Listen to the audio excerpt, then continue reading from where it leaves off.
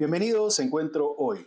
Mi nombre es Rolando Vilca Vegaso y en esta oportunidad estamos acompañados del médico pediatra Edgar Tejada Ceballos, quien además es mentor de la recientemente inaugurada Facultad de Ciencias de la Salud de la Universidad Católica San Pablo. Doctor, bienvenido. Buenos días. Doctor, se están cumpliendo 4 años desde que el Estado peruano declaró esta emergencia por la llegada del COVID, ¿no?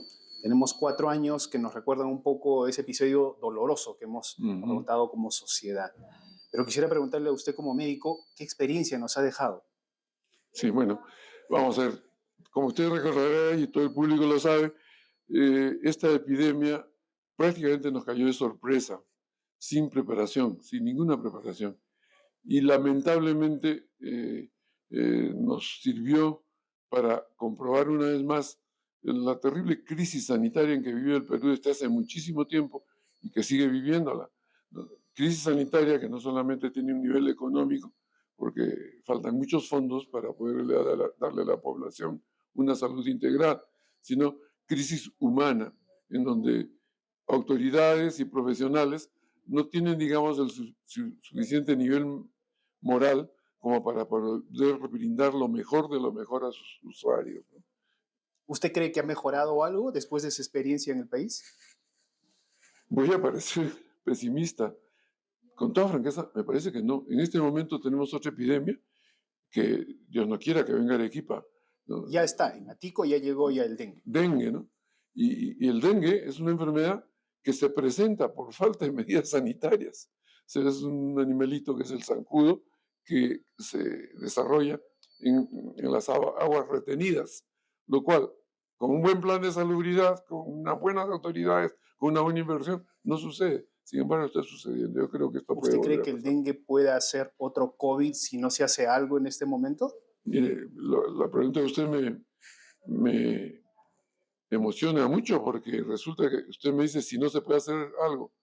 Quiero decirle otra cosa, yo me intereso mucho por este tema y le voy a decir que no se está haciendo algo. O sea, no es si no se hace, no se está haciendo. Entonces tenemos un riesgo grande en ciudades que están cercanas a sitios verdes de tener nosotros epidemia de COVID, de dengue gravísima. Ahora, pero doctor, ¿qué es lo que ha pasado, digamos, a nivel del Estado y a nivel de las autoridades sanitarias en el país para que no hayamos asimilado esa experiencia que ha dejado más de Mire, 200.000 muertos en el Perú? hay dos elementos que son tremendos.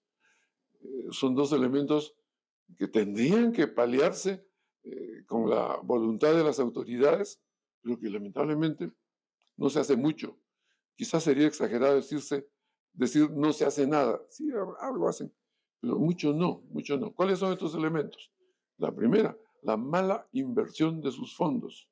Entonces gastan dinero en muchas cosas inútiles o tal vez suntuarias o quizás en sueldos de personas que no contribuyen a la salubridad de la nación. Ese es un problema. Y el otro problema es la corrupción. La corrupción persiste en nuestra patria, pero corrupción en todas partes. Y yo creo que la corrupción es un flagelo contra el cual tenemos que pelear todos, pero que en donde más daño hace es en la salubridad. Hay corrupción en la salubridad. Entonces, En eso es lo este, que en creo. este 2024, doctor, hasta la primera semana de marzo en el país son más de 300 muertos por COVID. Sí lo sé, sí lo sé. Todavía, a pesar de que existen campañas de vacunación, a pesar de que la población, en teoría por lo menos, esté informada, pero como que ya dejó de lado esas medidas de cuidado y de salud para evitar el contagio. Hemos vuelto Claro. a la normalidad, pero se suponía que iba a ser una normalidad distinta, pero hemos vuelto a lo que vivíamos en el pasado. Yo creo que sí. Yo creo que sí. Mire, de hecho, hay también, digamos, los niveles de ignorancia de la gente. Una de las causas del flagelo este del dengue es la retención de aguas.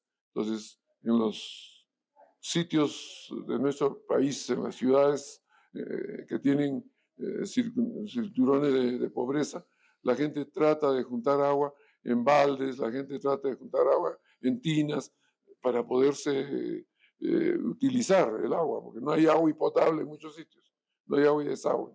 Entonces juntan agua, no tienen la precaución por falta de por falta de instrucción sanitaria de las autoridades, no tienen la precaución de hacer medidas profilácticas para que esa agua no se contamine con el mosquito Aedes aegypti, ¿no?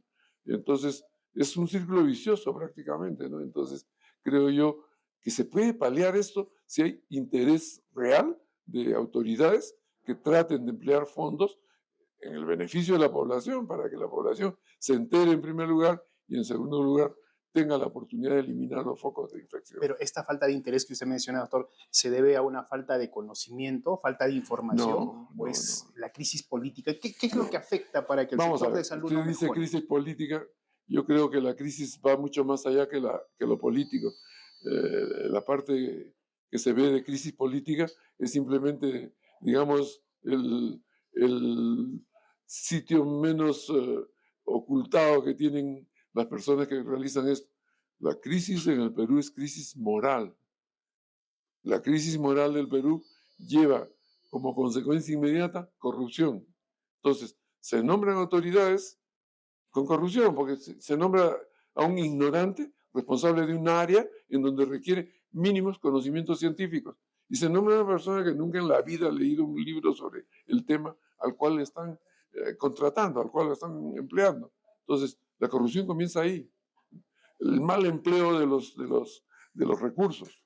Entonces, la compradería, cómprame esto porque soy tu compadre, y no es algo que sea útil para paliar el tema este de la epidemia esta que está pasando. Entonces, es ignorancia y deshonestidad que tenemos en nuestro ¿Las medio. autoridades que dirigen el Ministerio de Salud son las más indicadas?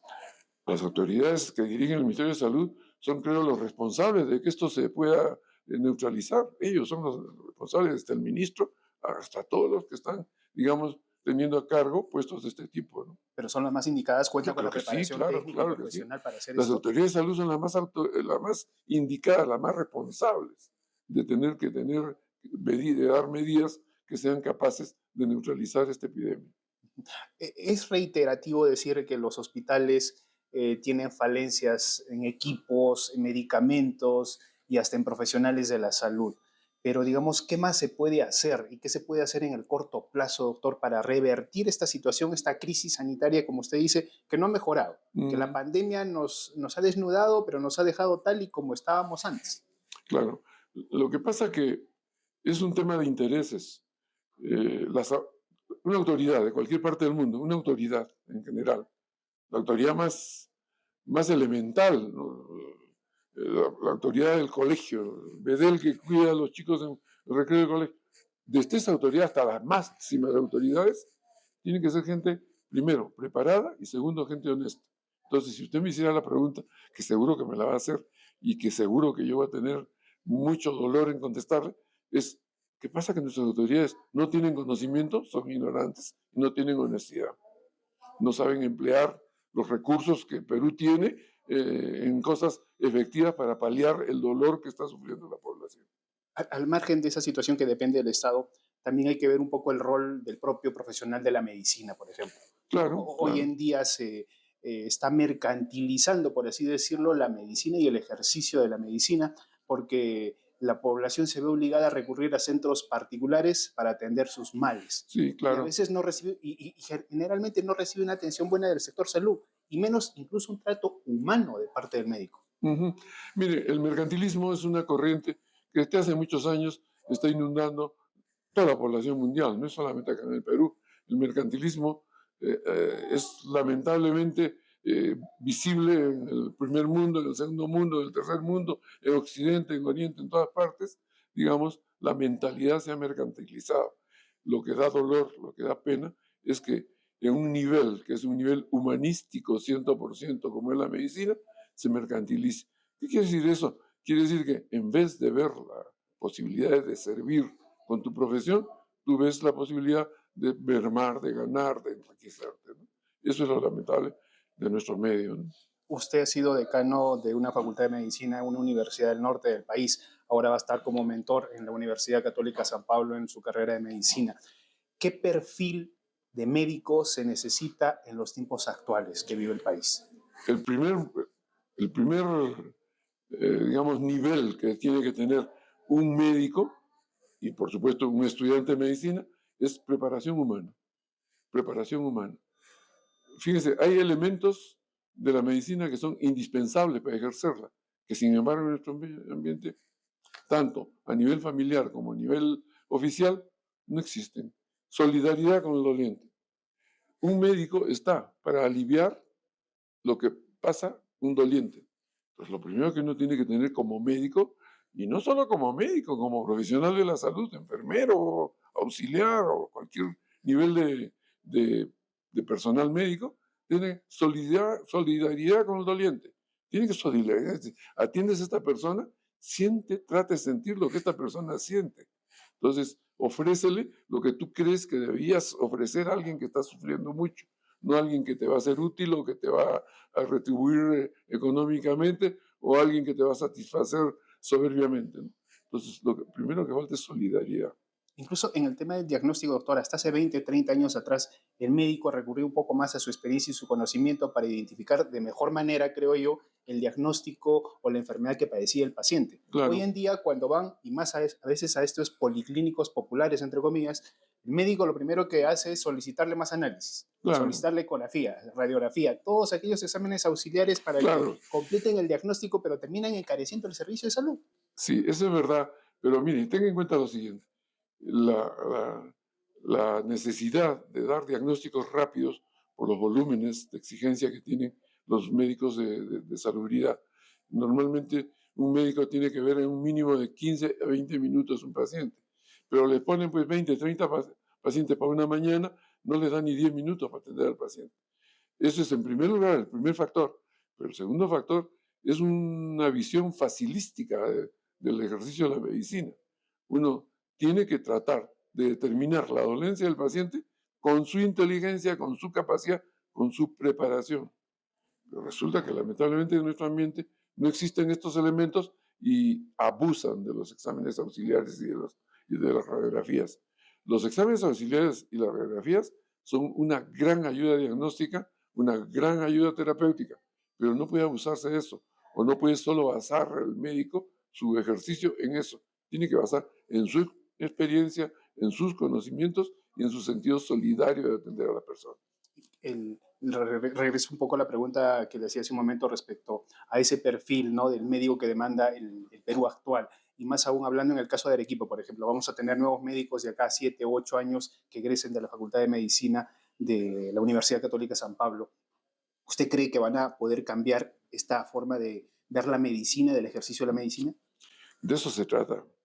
El secreto de esta universidad es ese, es que se va a formar no solamente médicos, se va a formar médicos humanos, médicos con una visión humana de su servicio. El, el médico es un profesional de servicio, así como lo es el abogado, así como lo es el arquitecto. ¿Cuál es la diferencia? Que los médicos servimos al doliente y que nuestro objetivo es aliviar al doliente. Porque si usted es arquitecto, si usted es ingeniero, es un gran ingeniero, un gran arquitecto, yo le pido que construya mi casa y la construye muy bien. Y ahí termina su función. El médico no. El médico está atendiendo un ser humano sufriendo. Y su función importante es aliviar ese dolor, para lo cual tiene que identificarse con el doliente, para lo cual tiene que tratar de ofrecer lo mejor de su ser, lo mejor de su conocimiento.